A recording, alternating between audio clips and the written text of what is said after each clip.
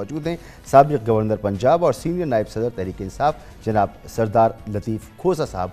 Sir बहुत बहुत शुक्रिया वक्त देने के लिए। सबसे पहले तो ये फरमाइएगा कि इमरान खान साहब क्या इलेक्शन में हिस्सा ले सकेंगे, क्योंकि आपकी जमात तोशा खाना केस में अपील लेकर सुप्रीम कोर्ट गई थी और सुप्रीम कोर्ट ने इस पर एतराज़ात लगाकर अपील वापस कर दी थी। 6 जनवरी तक का वक्त दिया था कि इस दौरान आप अपनी अपील दायर कर सकते हैं, दोबारा लेकर आ सकते हैं। तो कितने पुरुमीद हैं आप इस हवाले से कि आप सुप्रीम कोर्ट में अपील लेकर भी जाएंगे और इमरान खान साहब इलेक्शन में हिस्सा ले सकेंगे? देखिए, एक बात तो ये है कि वो मेरे मुंशी को वो जब हमने अपील इस्लामाबाद हाई कोर्ट के उस फैसले के ख़िलाफ़ जो उन्होंने कन्विक्शन को सस्पेंड करने की दरख्वास्त हमारी जो है निपटा दी कि ये काबिल पजीराई नहीं है, वो उन्होंने सुप्रीम कोर्ट के अंदर से उसे मुंशी को बमय रिकॉर्ड के और बमय वो जो पटिशन के अगवा कर लिया, उसका फ़ोन भी कर लिया अगवा, और चीफ जस्टिस को चिट्ठी लिखी गई और बाद में 2 बजे कोर्ट टाइम के बाद उसको वापस किया गया। अब वो हम कल इंशाल्लाह फिर दायर करके हम सेम डे की कोशिश करेंगे कि इसको पजीराई की जाए। और मुझे यकीन है कि इमरान, जो आपने देखा कि साइफर के केस में जो सुप्रीम कोर्ट ने फैसला दिया और जो इजाफी नोट जस्टिस अतर मिनल्ला साहब ने लिखा, उसमें उन्होंने बड़ा वाज़ेह कर दिया कि पाकिस्तान 1947 से जमहूरियत के साथ हम खिलवाड़ कर रहे हैं। कभी किसी प्राइम मिनिस्टर को हम फांसी दे देते हैं और किसी को नाअहल कर देते हैं, किसी को पाबसलासल कर देते हैं, और ये इलेक्शंस लड़ने के लिए किसी को भी अंदर रखना जो है, मगर सरदार साहब ही काफ़ी ग्राउंड है। ये भी तो मुमकिन है कि सुप्रीम कोर्ट से आपको रिलीफ ना मिल सके, तो ऐसी सूरत में इमरान खान साहब फिर इलेक्शन से बाहर? देखें, इमरान खान अंदर हो या बाहर हो, उससे कोई ज़्यादा फ़र्क नहीं पड़ेगा, बल्कि हमारा वर्कर जो है और ज़्यादा इश्तियाल में हो। और आप देखें कि जितना गम गुस्सा और इश्तियाल होता है, उतना ही जज्बा उसका जो है बढ़ जाता है। आप देखेंगे कि इंशाल्लाह 8 फरवरी को इस तरह से निकलेगा पाकिस्तान की अवाम, इस तरह से निकलेगा कि इनके छक्के छुड़ा देंगे और इनकी ज़मानतें ज़ब्त होंगी। ये मेरा लिख लें आप, खातिर जमा रखें, ये लोग जितना ये जबर और तसल्लुत करेंगे उतना ही पीपल्स पार्टी को, PTI को जिला मिलेगी, PTI को। अच्छा, ये बताइएगा कि इंट्रा पार्टी इलेक्शन के हवाले से वो फैसला मौजूद है और आप लोग जो हैं वो जा रहे हैं पेशावर हाई कोर्ट में इलेक्शन कमीशन के इस फैसले को चैलेंज करने के लिए, लेकिन मुसद्दिक़ा कॉपी अब तक आप लोगों के पास मौजूद नहीं है इलेक्शन कमीशन के इस फैसले की। तो कल आप फाइल कर सकेंगे अपनी अपील पेशावर हाई कोर्ट में? देखें, हमारी कोशिश तो यही होगी, डिस्पेंस विद की एक प्रोविजन होती है 151 ज़ाब्ता दीवानी में, उसको साथ लगाकर, चूँकि सारे अखबारों में हर चीज़ में आ चुका, तो इसलिए कि इलेक्शन की शफाफियत ही इसी पर मुहित है।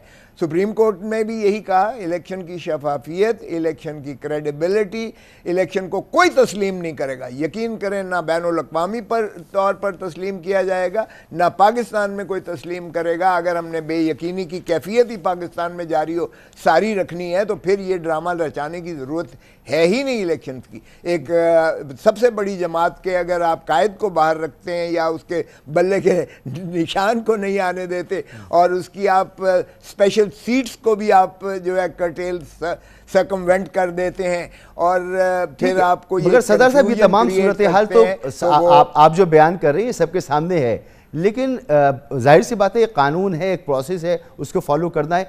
अब 12 जनवरी तक का वक्त है, जब तक उस वक्त तक आपको तमाम ये कानूनी और आईनी मसाइल जो हैं इनसे निमटना है, इनको अदालतों से लेके जाना है, अपने हक़ में फैसले लेने। अगर ये वक्त गुजर गया तो फिर क्या करेंगे? प्लान बी क्या है आपका?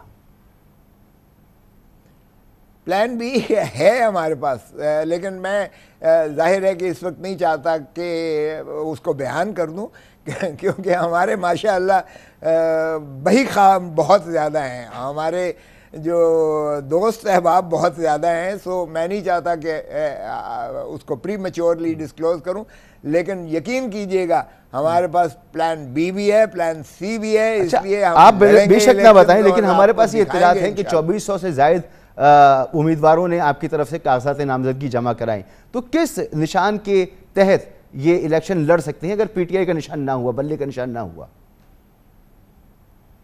एक चीज तो ये देख लीजिएगा, तमाम तर जबर और इस्तदलाल के बावजूद पाकिस्तान तहरीक इंसाफ के सबसे ज्यादा पाकिस्तान की तारीख में हमारे उम्मीदवारों ने जो है कागजात नामजदगी दाखिल करवाए हैं। इसके बावजूद कि हमारे उम्मीदवारों को उठा लिया जाता था, हमारे कागजात जो है वो उनसे छीन लिए जाते थे, वकला तक को उन्होंने पाबा सलासल करके 216 के पर्चे दर्ज करके अंदर कर दिया। कई जगह पर मैंने खुद जो है वो तो ठीक है सरदार साहब, मगर ये तो बताएं ना कि ये बल्ले का निशान ना हुआ तो ये 2400 से ज्यादा उम्मीदवार लड़ेंगे किस निशान के तहत? ये एक ही निशान होगा। आप देख लें हमारी स्ट्रैटेजी जो सेकंड टीयर की स्ट्रैटेजी है वो फिर भी हम वो कर लेंगे कि एक किसी निशान इत्तेहादी पार्टी से, किसी इत्तेहादी पार्टी से जो है वो टिकट्स हासिल करेंगे इनके उम्मीदवारों के लिए। हमारे पास बहुत सारी ऐसी जमातें आई हैं जो जम होने को भी तैयार हैं और वो अपना निशान देने को भी तैयार हैं और गैर मशरूत तौर पर हमें जो है क़यादत पूरी जो है उसकी अख्तियार देने को भी तैयार हैं। आप देख लीजिएगा इंशाअल्लाह अव्वल तो ये नौबत आएगी नहीं, लेकिन अगर खुदा न खास्ता ऐसी नौबत हुई तो भी हम मखसूस नशिस्तें भी लेंगे इंशाअल्लाह और उम्मीदवार एक ही निशान पर लड़ेंगे और ज़्यादा इम्कान यही है कि बल्ले का निशान होगा। अभी हमारी अदालतें इतनी भी कमज़ोर नहीं हुई हैं कि वो आइन का तहफ़्फ़ुज़ ना कर सके। तो ऐसी सूरत में ये पूरी पार्टी जो लोग आपके जीत कर आएंगे उनका तमाम इख्तियार आप किसी और पार्टी के सरबराह को देने के लिए तैयार हैं? जी नहीं, सरबराही भी हमारे हाथ में ही होगी। जो भी होगा आप देख लेंगे इंशाअल्लाह। हमने वो मैकेनिज्म भी जो है अल्टरनेट के तौर पर कर रखा है, लेकिन ये खातिर आप यकीन करें कि बल्ले का निशान ही होगा हमारे पास इंशाअल्लाह और बल्ले के निशान पर ही लड़ेंगे।